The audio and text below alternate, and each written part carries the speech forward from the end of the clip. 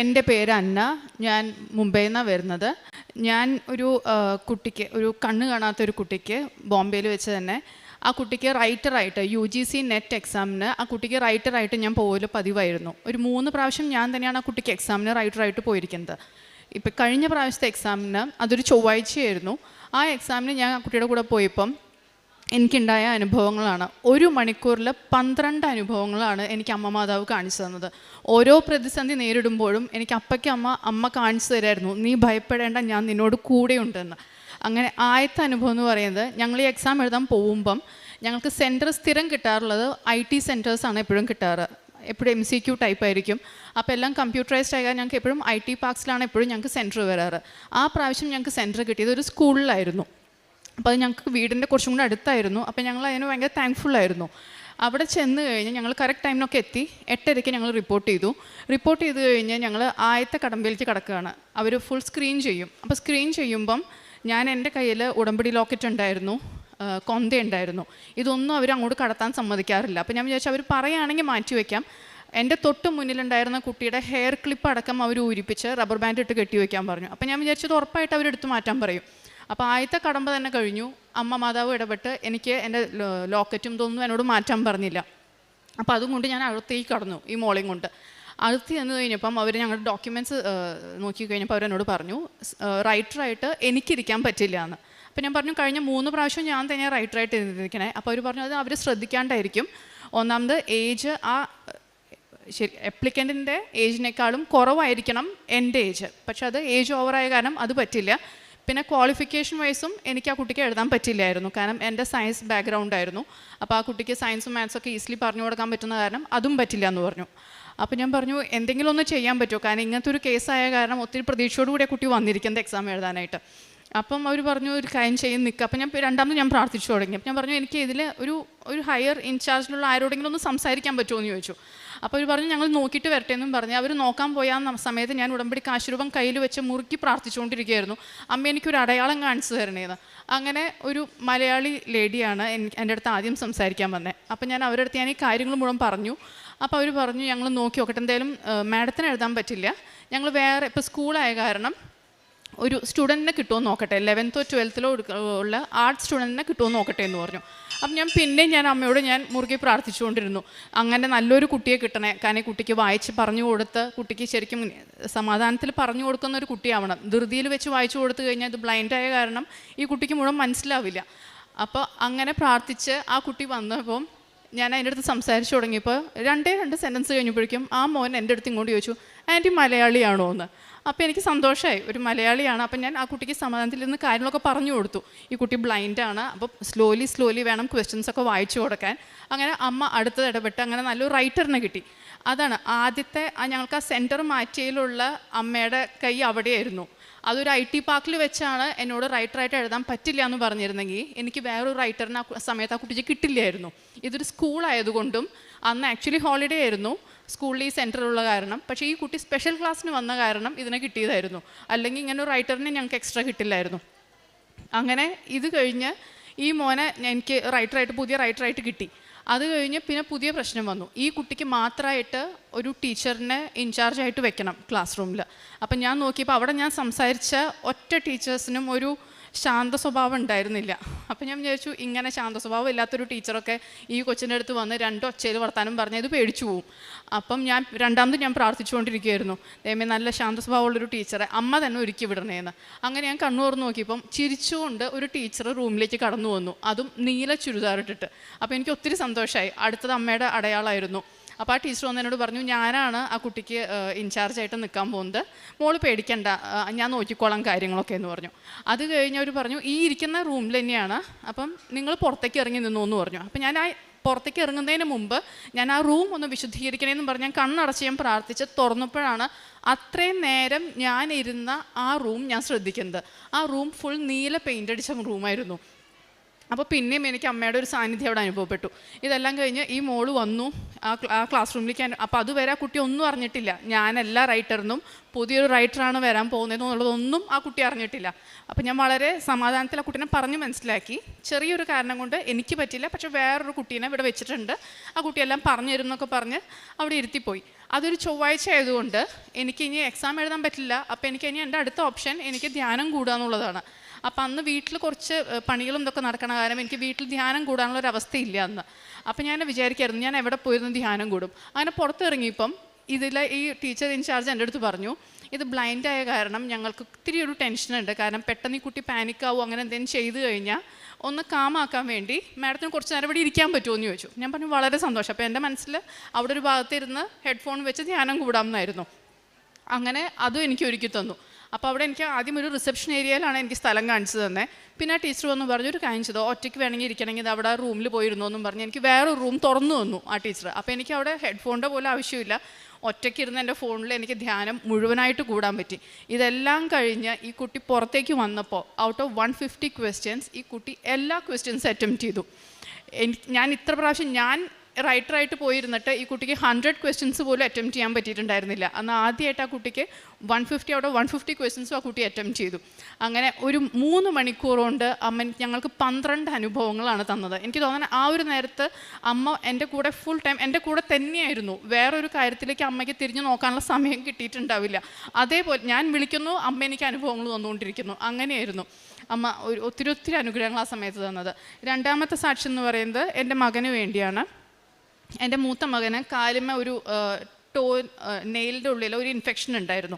അപ്പോൾ ഞങ്ങൾ വിചാരിച്ചത് ഒരു ഇൻഗ്രോത്ത് ആയിരിക്കും, അതിൻ്റെ ഇൻഫെക്ഷൻ ആണെന്നാണ് ആദ്യം ഡോക്ടേഴ്സൊക്കെ പറഞ്ഞത്.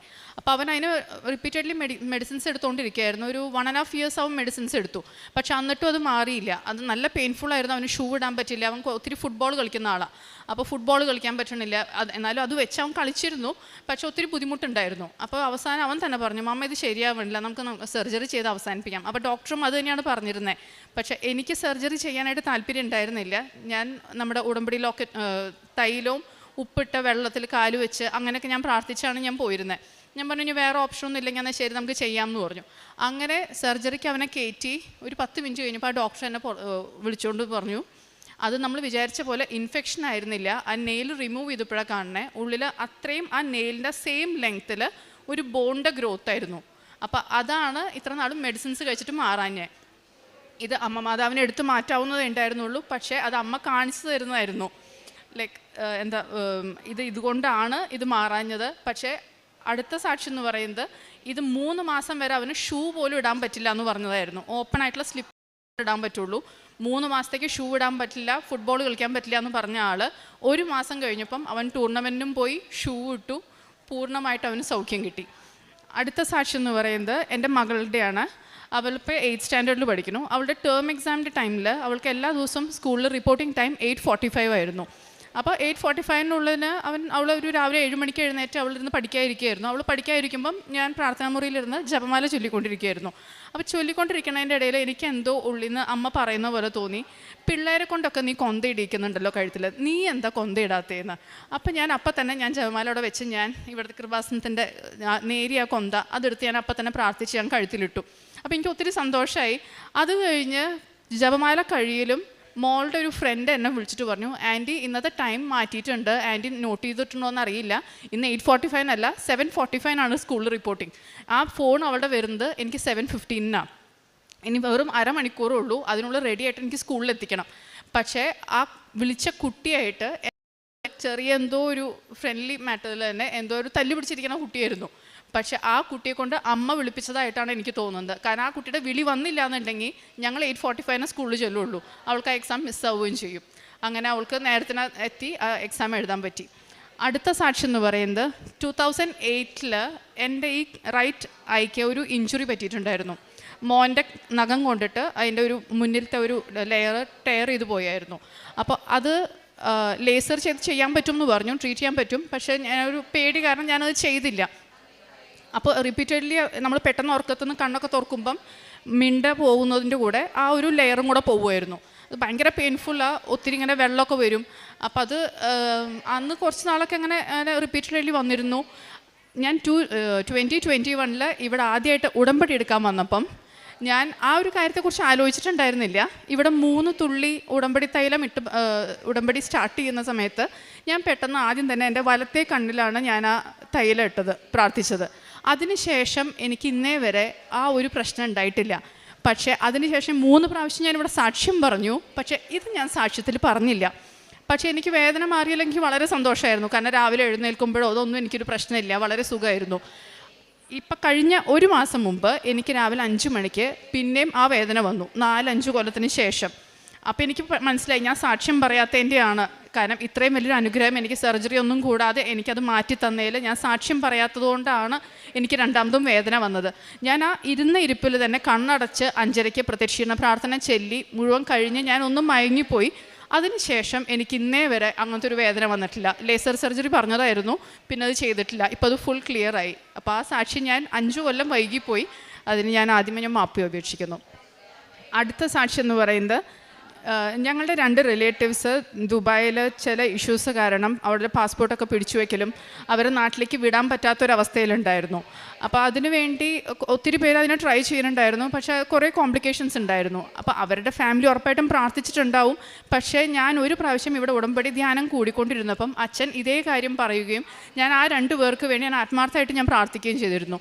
അതിൻ്റെ ഫലമായി 12 കൊല്ലമായിട്ട് അവർ അവിടെ പെട്ടുകിടക്കുകയായിരുന്നു, നാട്ടിലേക്ക് വരാൻ പറ്റാതെ. ഇപ്പോൾ 2023 അവർ 2 പേരും തിരിച്ച് നാട്ടിലേക്ക് എത്തി, അവർ കുടുംബത്തോടു കൂടി ചേർന്നു. അതിൽ എനിക്ക് അമ്മയുടെ ഇടപെടലുണ്ടെന്ന് മനസ്സിലാവാൻ കാരണം അതിൽ ഒരാൾക്ക് ഫാമിലി ഉണ്ടായിരുന്നില്ല. അപ്പോൾ അയാൾക്ക് പ്രാർത്ഥിക്കാനും ആക്ച്വലി ആരും ഉണ്ടായിരുന്നില്ല. അയാൾ ശരിക്കും ഒറ്റപ്പെട്ട ഒരു അവസ്ഥയിലായിരുന്നു. അയാളുടെ ആൾ വന്നതിലാണ് എനിക്ക് ശരിക്കും അമ്മയുടെ കരങ്ങൾ അതിലുണ്ടെന്നുള്ളത് ശരിക്കും ബോധ്യപ്പെട്ടത്. അടുത്ത എൻ്റെ അവസാനത്തെ സാക്ഷിയാണ്. അത് എൻ്റെ ഒരു ഫ്രണ്ട് കുവൈറ്റിലായിരുന്നു.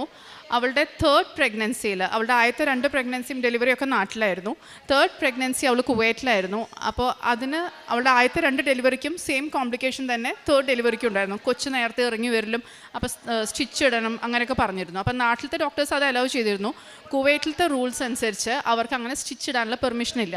അപ്പോൾ ഇവൾ കുറേ ഡോക്ടേഴ്സിനടുത്ത് റിക്വസ്റ്റ് ചെയ്തു, ഇത് ചെയ്തില്ല എന്നുണ്ടെങ്കിൽ കൊച്ചിനെ കിട്ടില്ല, അത് പ്രീമേച്ചർ ബേബി ആയി പോവും. പക്ഷെ അവർ പറഞ്ഞു ഇല്ല, ഞങ്ങളുടെ ഇതിൽ അങ്ങനത്തെ റൂളില്ല, ഇപ്പോൾ ഒരു കുഴപ്പവും കാണുന്നില്ല, അങ്ങനെ പോയിക്കോട്ടെ എന്ന് പറഞ്ഞു. അപ്പോൾ ഇവൾക്ക് ഭയങ്കര ടെൻഷനായിരുന്നു. അപ്പോൾ ഇവളുടെ ഇടയ്ക്കിടയ്ക്ക് എന്നെ വിളിച്ചിങ്ങനെ പറയും, അയ്യോ ഒന്ന് പ്രാർത്ഥിക്കുക, എനിക്ക് പേടിയായിട്ട് പോയി. അപ്പോൾ അവൾ കൊറോണ കാലമായ കാരണം അവൾക്ക് നാട്ടിൽ വരാനോ ഉടമ്പടി എടുക്കാനോ അങ്ങനെയൊന്നും പറ്റിയിട്ടില്ല. അപ്പം ഞാൻ ഉടമ്പടി എടുത്ത കാരണം ഞാൻ അവൾക്ക് വേണ്ടി എൻ്റെ വയറ്റിൽ വിശ്വാസമാണം ചൊല്ലി ഞാൻ തൈലമിട്ട് ഞാൻ പ്രാർത്ഥിച്ചിരുന്നു.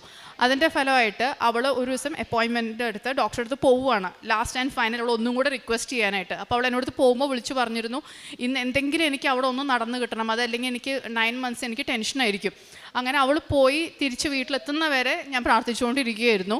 അവൾ തിരിച്ചു വന്നപ്പോൾ എന്നോട് പറഞ്ഞത്, ഇത്രയും നാളും ഞാൻ അവിടെ കാണാത്ത ഒരു മലയാളി നേഴ്സ് എൻ്റെ അടുത്ത് വന്നിട്ട് ഈ കാര്യങ്ങൾ മുഴുവൻ എന്നോട് ചോദിച്ചറിഞ്ഞു. എന്നിട്ട് എന്നെ വേറൊരു ഡോക്ടറെ അടുത്ത് കൊണ്ടുപോയി. ആ ഡോക്ടർക്ക് ഫുൾ എക്സ്പ്ലെയിൻ ചെയ്ത് കൊടുത്തു. ആ ഡോക്ടർ സ്റ്റിച്ച് ഇട്ട് കൊടുക്കാനായിട്ട് തയ്യാറായി. നെക്സ്റ്റ് വീക്കിൽ വന്നോളാൻ പറഞ്ഞു എന്ന്. അപ്പോൾ അത് ശരിക്കും അമ്മ മാതാവ് തന്നെ അയച്ച ഒരു നേഴ്സായിരുന്നു. അതല്ലാതെ അവൾ ഇത്രയും നാൾ അവിടെ പോയിട്ട് ഒരാളും അത് സമ്മതിച്ചു കൊടുത്തിട്ടുണ്ടായിരുന്നില്ല ചെയ്യാനായിട്ട്. അങ്ങനെ അവൾക്ക് ആരോഗ്യമുള്ളൊരു ആൺകുഞ്ഞിനെ ജനിച്ചു. ദൈവത്തിന് ഒത്തിരി നന്ദി. പ്രേക്ഷിത പ്രവർത്തനങ്ങളായിട്ട് ഞാൻ ചെയ്തുകൊണ്ടിരുന്നത് പത്രവിതരണം നടത്തിയിരുന്നു. പിന്നെ സാക്ഷ്യങ്ങൾ, ഇവിടെ വരുന്ന ഓരോ സാക്ഷ്യങ്ങളും ഞാനത് കേട്ട് കഴിഞ്ഞതിന് ശേഷമേ ഞാൻ ആർക്കെങ്കിലും ഷെയർ ചെയ്യുള്ളായിരുന്നു. അതല്ലാതെ യൂട്യൂബിൽ കിട്ടുന്ന അപ്പം തന്നെ ഞാൻ കയറി ഷെയർ ചെയ്യില്ല. ഞാൻ കേട്ടതിന് ശേഷം മാത്രമേ ഞാൻ ഷെയർ ചെയ്യുള്ളായിരുന്നു. പിന്നെ ഒത്തിരി പ്രാർത്ഥനാ ഗ്രൂപ്പുകളിൽ ഞാനിപ്പോൾ ഇവിടുത്തെ സാക്ഷ്യങ്ങൾ പല പ്രാവശ്യങ്ങളിൽ യൂട്യൂബിൽ വന്നിട്ടുള്ളത് കാരണം എന്നെ ഇപ്പോൾ പള്ളിയിലത്തെ ആയാലും വേറെ ഏതെങ്കിലും പ്രാർത്ഥനാ ഗ്രൂപ്പുകളിലൊക്കെ അരമണിക്കൂറിൻ്റെ ഒരു ടോക്കിന് വേണ്ടി അങ്ങനെയൊക്കെ അവർ ക്ഷണിക്കുമ്പം ഞാൻ നമ്മുടെ എൻ്റെ സാക്ഷ്യങ്ങളായാലും ദൈവിക വചനങ്ങളായാലും അങ്ങനെയും പ്രേക്ഷിത പ്രവർത്തനങ്ങൾ ചെയ്യാറുണ്ട്. കാരുണ്യപ്രവർത്തികളായിട്ട് ഞാൻ സ്ഥിരമായിട്ടൊരു ഓർഫനേജിൽ കുറേ കൊല്ലങ്ങളായിട്ട് പോയിക്കൊണ്ടിരിക്കുന്നുണ്ട്. അവർക്ക് വേണ്ടി എല്ലാം അവർക്ക് എന്നെക്കൊണ്ട് പറ്റാവുന്നതൊക്കെ ഞാൻ അവർക്ക് വേണ്ടി ചെയ്തു കൊടുക്കുന്നുണ്ട്. പ്ലസ് അതിൻ്റെ കൂട്ടത്തിൽ ഞാനിപ്പോൾ ആഴ്ചയിൽ 1 വെച്ച് ഞാൻ വഴിയിലിരിക്കുന്ന പാവപ്പെട്ടവർക്ക് വേണ്ടിയും വീടില്ലാത്തവർക്കും അങ്ങനെയൊക്കെ ഭക്ഷണവും അങ്ങനെയൊക്കെ ഞാൻ എത്തിച്ചു കൊടുക്കുന്നുണ്ട്. പിന്നെ എൻ്റെ ത്രൂ ഒത്തിരി പേര് ഞങ്ങളുടെ വീട്ടിലായാലും ഫ്രണ്ട്സിൻ്റെ അടുത്തായാലും ഒത്തിരി പേര് ഉടമ്പടി എടുത്തിട്ടുണ്ട്. ഇപ്പം അത് അവർക്കും ഒത്തിരി അനുഭവങ്ങൾ കിട്ടിക്കൊണ്ടിരിക്കുന്നുണ്ട്. അങ്ങനെ ഇത്രയും അനുഗ്രഹങ്ങൾ തന്ന അമ്മമാതാവിനും തിരുക്കുമാരനും ഒത്തിരി നന്ദി. സ്നേഹം നിറഞ്ഞവരെ, അന്ന ഷിജു എന്ന സഹോദരിയാണ് തൻ്റെ ഉടമ്പടി ജീവിത സാക്ഷ്യം നമ്മളോട് പങ്കുവച്ചത്. ഈ സാക്ഷ്യത്തിലുടനീളം പരിശുദ്ധ അമ്മ അന്ന എന്ന സഹോദരിയുമായിട്ട് സംവദിക്കുന്നതായിട്ട് നമുക്ക് കാണുവാനായിട്ട് സാധിച്ചു എന്നുള്ളതാണ്. നമുക്കറിയാം, സൂര്യപ്രകാശം തെളിനീരിലും അതുപോലെ തന്നെ ചെളിനീരിലും രണ്ട് തരത്തിലാണ് റിഫ്ലക്റ്റ് ചെയ്യപ്പെടുന്നത്. അതുപോലെ തന്നെയാണ് ദൈവത്തിൻ്റെ സാന്നിധ്യവും. വളരെ വിശുദ്ധിയോടുകൂടി ഇരിക്കുന്ന ഒരു വ്യക്തിയുടെ ജീവിതത്തിൽ, അല്ലെങ്കിൽ വിശുദ്ധമായിട്ടുള്ള ജീവിതം നയിക്കുന്ന ഒരു വ്യക്തിയുടെ ജീവിതത്തിൽ എങ്ങനെയാണോ റിഫ്ലക്റ്റ് ചെയ്യുന്നത് അതുപോലെ ആയിരിക്കുകയില്ല അശുദ്ധിയിൽ ജീവിക്കുന്ന ഒരു വ്യക്തിയുടെ ജീവിതത്തിലേക്ക് കടന്നു വരുമ്പോൾ. അപ്പോൾ നമുക്കറിയാം, ഉടമ്പടി എടുക്കുന്ന ഒരു വ്യക്തി തൻ്റെ ജീവിതത്തിൽ ദൈവികമായിട്ടുള്ള സാന്നിധ്യം, പരിശുദ്ധ അമ്മയുടെ സാന്നിധ്യം ലഭിച്ചു എന്ന് പറയുമ്പോൾ നമ്മൾ തിരിച്ചറിയേണ്ട ഏറ്റവും പ്രധാനപ്പെട്ട കാര്യമെന്ന് പറയുന്നത് ആ വ്യക്തി ഈ ദൈവവുമായിട്ട് സംവദിക്കുവാനായിട്ട് തൻ്റെ ജീവിതത്തിലെടുത്ത ത്യാഗങ്ങൾ, അതുപോലെ തന്നെ തൻ്റെ ജീവിതത്തിൽ താൻ വിശുദ്ധിയോടുകൂടി വ്യാപരിക്കണം എന്നുള്ള ചിന്തയിൽ തന്നെ നവീകരിച്ചിട്ടുണ്ട് എന്നുള്ളതാണ്.